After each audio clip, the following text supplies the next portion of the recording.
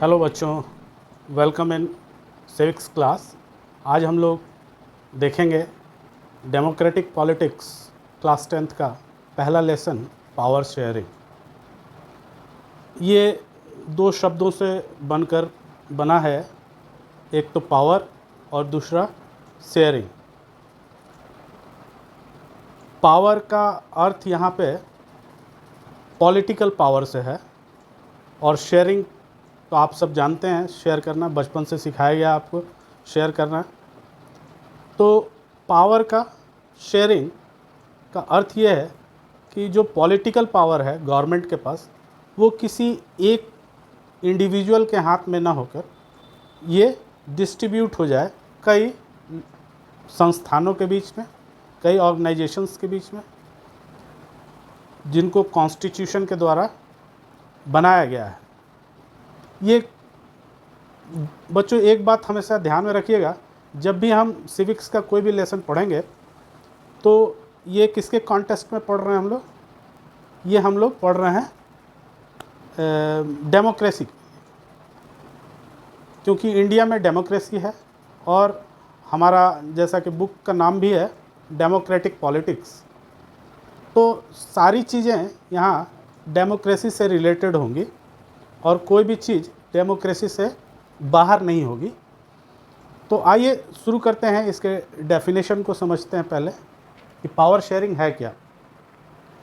Power sharing means the distribution of power among the organs of government such as legislature, executive and judiciary. Class 9th में आप लोगों ने legislature, executive और judiciary के बारे में पढ़ा है।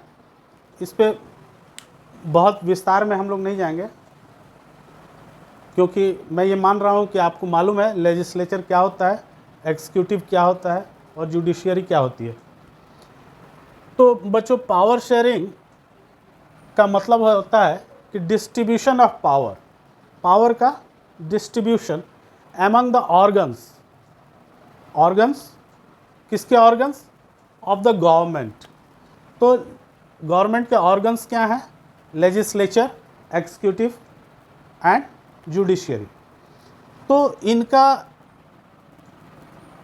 शेयरिंग पावर में होना चाहिए, तभी वो सही रूप से एक डेमोक्रेटिक कंट्री बन पाएगी। तो उसमें लेजिस्लेचर, एग्जीक्यूटिव और जुडिशियरी तीनों को अपने अपने पावर्स होने चाहिए। Power sharing helps in achieving the stability of political order. ये क्यों ज़रूरी है? क्योंकि ये इसी के द्वारा, पावर शेयरिंग के द्वारा पॉलिटिकल ऑर्डर्स की स्टेबिलिटी फॉर्म होती है। यानी कि एक डेमोक्रेटिक कंट्री में पॉलिटिकल स्टेबिलिटी तभी आ सकती है जब उसके ऑर्गन्स को पावर शेयर किया जाए, उसके पास, उनके ऑर्गन्स के पास पावर हो। In power sharing, power might even be shared at distinct level such as union, state and local।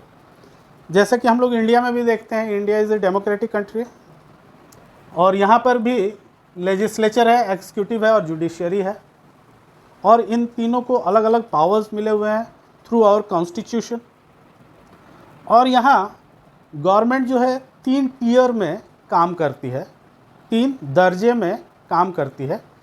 Tier मतलब दर्जा, जैसे first tier, second tier, third tier होता है, ट्रेन वगैरह में हम लोग देखे हैं। उसी तरह यहाँ सबसे ऊपर यूनियन गवर्नमेंट होती है, उसके बाद स्टेट गवर्नमेंट होती है, उसके बाद हमारा लोकल गवर्नमेंट होती है सबसे नीचे। तो ये 3 टियर में काम करती है। तो यहाँ पर भी हम लोग देखते हैं कि पावर की शेयरिंग होती है। तो India is the best example of a democratic country. और जैसा कि हम लोग जानते हैं कि इंडिया सबसे बड़ी जो है डेमोक्रेटिक कंट्री है वर्ल्ड की। तो यहाँ पर दोनों चीज़ें हैं, लेजिस्लेचर, एग्जीक्यूटिव, जुडिशियरी भी है, और यहाँ पर union, state and local government भी काम करती है। और इन सबको हमारे कॉन्स्टिट्यूशन की ओर से अलग अलग पावर शेयर किए गए हैं, जिसके कारण ये स्मूथफुली हमारा डेमोक्रेटिक कंट्री रन करता है। फॉर्म्स ऑफ पावर शेयरिंग, इसके कितने फॉर्म्स हैं, आइए प्रकार, काइंड, इसको देखते हैं। Horizontal distribution of power, horizontal किसको कहते हैं? जब बेस के पैरेलल कोई लाइन होती है तो उसको हॉरिजेंटल लाइन कहते हैं। मान लीजिए ये बेस है और बेस के पैरेलल अगर कोई लाइन है तो उसको हॉरिजेंटल लाइन कहते हैं। तो यहाँ पर कह रहा है कि horizontal distribution of power, power को हॉरिजेंटली डिस्ट्रीब्यूट करना। In this the power is shared among the different organs of government. जैसे कि ऊपर हम लोग देखे हैं डिफरेंट ऑर्गन्स क्या क्या हैं, लेजिस्लेचर, एग्जीक्यूटिव एंड जुडिशियरी। वही यहाँ पे भी बोल रहा है कि लेजिस्लेचर, एग्जीक्यूटिव एंड जुडिशियरी में ये तीनों, ये मान लीजिए गवर्नमेंट है तो ये तीनों हॉरिजेंटली वर्क करता है, लेजिस्लेचर, एग्जीक्यूटिव और जुडिशरी, ऐसे हॉरिजेंटली ये वर्क करते हैं। इसलिए इसको हॉरिजेंटल डिस्ट्रीब्यूशन ऑफ पावर कहा जाता है कि अब जो काम लेजिस्लेचर कर रहा है वो जुडिशरी नहीं कर सकती है, जो जुडिशियर कर रही है वो एग्जीक्यूटिव नहीं कर सकते हैं।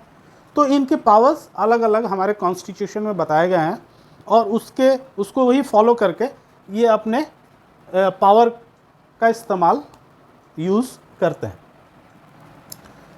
The second thing is, the second form is vertical distribution of power. Vertical distribution कैसे होता है? ये तो हॉरिजेंटल हो गया, अगर ऐसे है तो वर्टिकल हो जाएगा। ये हॉरिजेंटल है, ये वर्टिकल है, तो वर्टिकल डिस्ट्रीब्यूशन भी होता है। वो कैसे होता है? वो हमारे यूनियन, स्टेट और लोकल गवर्नमेंट के बीच में, सबसे ऊपर यूनियन गवर्नमेंट होती है, उसके नीचे स्टेट गवर्नमेंट होती है, उसके नीचे लोकल गवर्नमेंट होती है।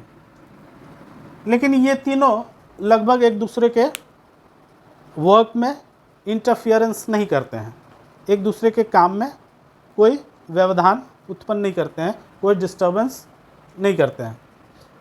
अगर इनके पावर्स अलग अलग दिए गए हैं, इनके लिस्ट दिए गए हैं कि किस पे कौन क्या काम करेगा, तो उस हिसाब से ये लोग काम करते हैं। और अगर कोई इनके बीच में क्लैश होता है तो जुडिशियरी है वो सही रास्ता इन लोगों के बीच में निकाल कर देती है। The third form of power sharing is power sharing among different social groups. बहुत सारे सोशल ग्रुप्स एक डेमोक्रेटिक कंट्री में फॉर्म हो जाते हैं। वो सोशल ग्रुप्स या तो लिंग्विस्टिक हो सकते हैं, लिंग्विस्टिक मतलब भाषा के आधार पे, लैंग्वेज के, on the basis of language, या फिर रिलीजियस ग्रुप्स हो सकते हैं, या कोई धार्मिक संगठन, रिलीजियस ग्रुप तैयार हो सकते हैं। और इनके पास भी पावर्स होते हैं। तो हम देखते हैं कि पावर्स शेयरिंग एवं सोशल ग्रुप्स के पास भी कुछ पावर्स होते हैं जिनका इस्तेमाल वो लोग समय समय पे कर सकते हैं। Other types of power sharing, कुछ अलग प्रकार के भी पावर शेयरिंग है। Power sharing is also seen in political parties. जो हमारी डिफरेंट पॉलिटिकल पार्टीज़ हैं उनके पास भी पावर्स होते हैं। वही इलेक्शन में खड़े होते हैं, उन्हीं के मेंबर्स पार्लियामेंट में चुन के जाते हैं। तो अगर वो गवर्नमेंट में नहीं है तो वो कहाँ है? विपक्ष में है, अपोजिशन में है। और अपोजिशन हमेशा क्या करता है? क्रिटिसाइज़ करता है गवर्नमेंट को, उसकी ख़राब नीतियों के कारण क्रिटिसाइज़ करने का काम करती है ना, उनको रोकने का। जहाँ वो गलत कर रहे हैं गवर्नमेंट जहाँ गलत कर रही है उसको अपोजिशन रोकती है।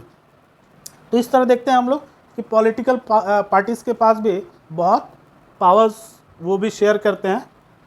Pressure groups and movements, pressure groups होते हैं कुछ, जैसे अभी हम लोगों ने देखा कि एक गवर्नमेंट ने एक कानून बनाया था किसानों के लिए, जिसका ज़बरदस्त विरोध हुआ हमारे देश में, भारत में, और अंत में गवर्नमेंट को विड्रॉ करना पड़ा उस लॉ को। तो वो जो एक मूवमेंट चला उससे गवर्नमेंट प्रेशराइज्ड हुई कि उसको उस कानून को वापस लेने के लिए उसे मजबूर होना पड़ा। तो ये भी पॉलिटिकल जो ग्रुप्स होते हैं इनके पास भी बहुत पावर होता है और ये प्रेशराइज करते हैं गवर्नमेंट को कोई अगर गलत कानून या कोई ऐसी चीज़ स्टेप्स उठा रही है गवर्नमेंट, तो उसका विरोध खुल के होता है इन ग्रुप्स के जरिए। और ये भी एक बहुत इम्पॉर्टेंट पावर रखते हैं इन ए डेमोक्रेटिक कंट्री। तो बच्चों, ये तो हो गया पावर शेयरिंग के बारे में। हम लोगों ने देखा कि पावर शेयरिंग क्या है, और एक डेमोक्रेटिक कंट्री में पावर की शेयरिंग किस प्रकार से होती है। वो लेजिस्लेचर, एग्जीक्यूटिव और जुडिशरी के बीच भी होती है, और यूनियन, स्टेट और लोकल गवर्नमेंट के बीच में भी होती है। इसके साथ साथ कुछ सोशल ग्रुप्स होते हैं जिनके पास पावर होती है, जैसे कोई लिंग्विस्टिक बेस पे कोई ग्रुप है, या कोई रिलीजियस बेस पे कोई ग्रुप है, तो उसके पास भी पावर्स होते हैं शेयरिंग के, पावर शेयर करते हैं। और इसके साथ साथ कुछ पॉलिटिकल पार्टीज़ के पास होते हैं, और प्रेशर ग्रुप्स कुछ होते हैं, उनके पास भी हम लोग देखते हैं कि पावर लाई करते हैं उनके पास, और वो भी गवर्नमेंट को सही दिशा में वर्क करने के लिए मजबूर करते हैं या उसको चलाते हैं गवर्नमेंट को। तो बच्चों, ये तो हो गया। अब आगे देखते हैं कि पावर शेयरिंग को समझाने के लिए हमारे बुक में 2 देशों की केस स्टडी दी गई है। एक तो छोटा सा देश है बेल्जियम, और दूसरा भी बहुत छोटा सा देश है श्रीलंका। तो उनके बारे में हम लोग देखेंगे। आइए बच्चों, देखते हैं केस स्टडी नंबर 1, जो कि बेल्जियम के बारे में है। बेल्जियम एक छोटी सी कंट्री है यूरोप की, और उसका पॉपुलेशन लगभग 1 करोड़ के करीब है। इसकी बाउंड्रीज नीदरलैंड, जर्मनी और लग्जमबर्ग जैसे देशों से सटी हुई है। यहाँ का जो कंपोजिशन है, एथनिक कंपोजिशन, वो वहाँ डच जो है वो 59% पॉपुलेशन में है, फ्रेंच 49 और जर्मन 1%। तो मेजॉरिटी डचों की है वहाँ पे, जो कि नॉर्दर्न साइड में रहते हैं। जो डच जो है वो नॉर्दर्न साइड में रहते हैं, जिसका नाम है उसका जगह का नाम है फ्लेमिश। तो वहाँ पर डच इकट्ठे रहते हैं नॉर्दर्न साइड में बेल्जियम के, और साउदर्न में फ्रेंच रहते हैं, और उस जगह का नाम है वैलून उस जगह का नाम है। तो ये लोग अपने लैंग्वेज के हिसाब से नॉर्थ और साउथ में बटे हुए हैं। नॉर्थ की तरफ डच हैं और साउथ की तरफ फ्रेंच है। लेकिन यहाँ का जो कैपिटल है ब्रुसेल, वहाँ पर मेजॉरिटी में फ्रेंच है। जस्ट उल्टा है, जो कि नॉर्दर्न साइड में है, जहाँ पे डचों की संख्या अधिक है, वहाँ पर ही ये ब्रुसेल शहर है, जो कि कैपिटल है बेल्जियम का। और बेल्जियम में जो ब्रुसेल शहर है, वहाँ पे पॉपुलेशन फ्रेंच की अधिक है 80%, और डच जो है सिर्फ 20% है।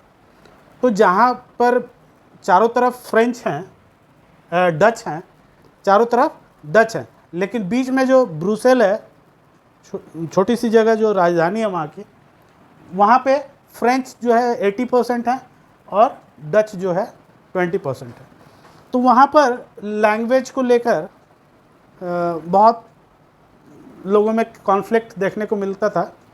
तो एक समय ऐसा आया कि लगा कि बेल्जियम का डिवीज़न हो जाएगा और बेल्जियम 2 भागों में बढ़ जाएगा, नॉर्थ और साउथ में।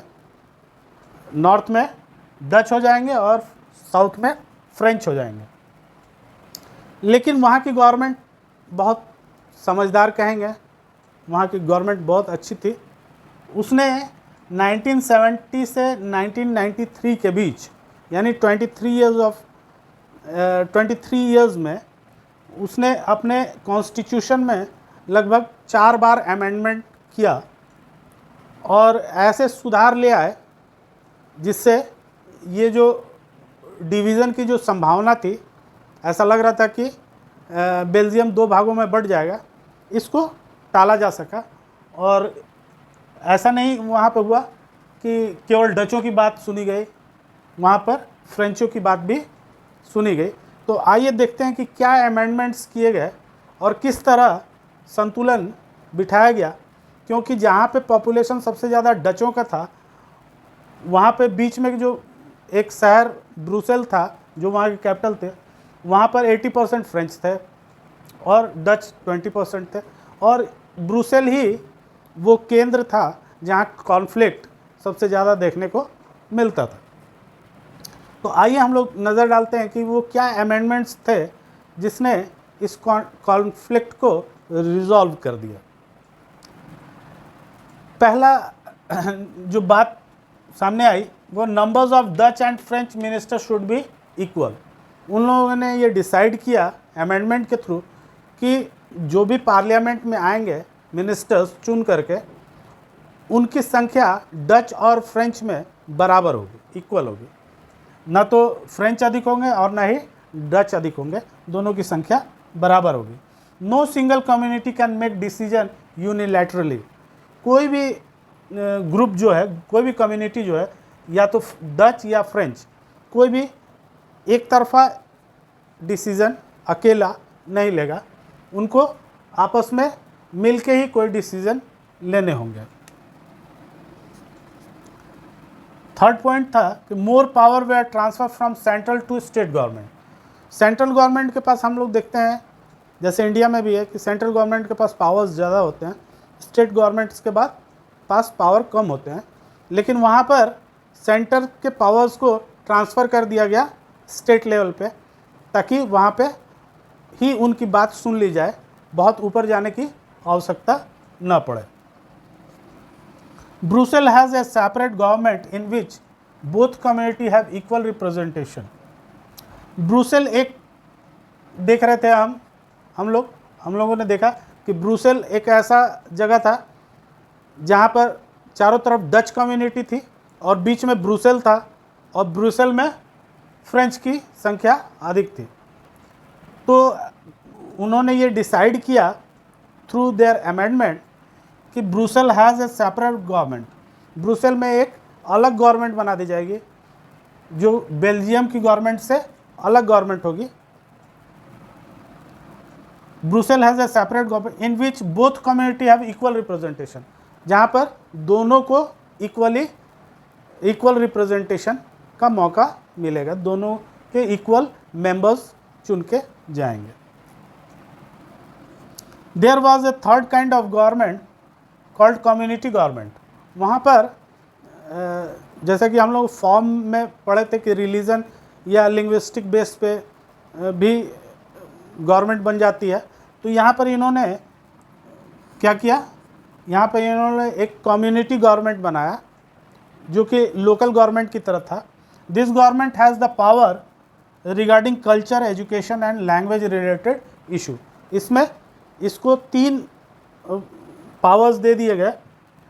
कोई भी इशू हो जो कल्चर से रिलेटेड हो, एजुकेशन से रिलेटेड हो या लैंग्वेज से रिलेटेड हो, वो कम्युनिटी लेवल पे ही उसको रिजॉल्व कर दिया जाएगा, उसको ऊपर ले जाने की आवश्यकता नहीं पड़ेगी। तो हम लोगों ने देखा कि बहुत अच्छे अरेंजमेंट्स किए गए। These arrangement have worked well. ये बहुत अच्छा से वहाँ की गवर्नमेंट ने कॉन्स्टिट्यूशन में अमेंड किया और इस बात को लागू किया कि पूरे बेल्जियम में फ्रेंच के और डच के समान इक्वल रिप्रेजेंटेटिव होंगे। उसके बाद उन्होंने किया कि कोई भी अकेले डिसीजन नहीं ले सकता है, कोई भी एथनिक ग्रुप जो है वो डिसीजन अकेले नहीं ले सकता, उसको दूसरे ग्रुप की सहायता लेनी ही पड़ेगी। थर्ड पॉइंट था कि सेंट्रल गवर्नमेंट के पावर्स को कम करके स्टेट गवर्नमेंट के पावर्स को बढ़ा दिया गया। वहाँ पर एक कम्युनिटी गवर्नमेंट बना दी गई जो कि एजुकेशन, लैंग्वेज और कल्चर से रिलेटेड सारे इश्यूज़ को एकदम लोकल लेवल पे ही उसको रिजॉल्व किया जाना शुरू कर दिया गया। तो ये जो अरेंजमेंट्स वहाँ की गवर्नमेंट के द्वारा की गई, ये बहुत अच्छे ढंग से काम करने लगी। They help to avoid conflict between the 2 major community. जो 2 मेजर कम्युनिटी थी वहाँ की, डच और फ्रेंच की, वहाँ पर इस विवाद को हमेशा के लिए ख़त्म कर दिया गया।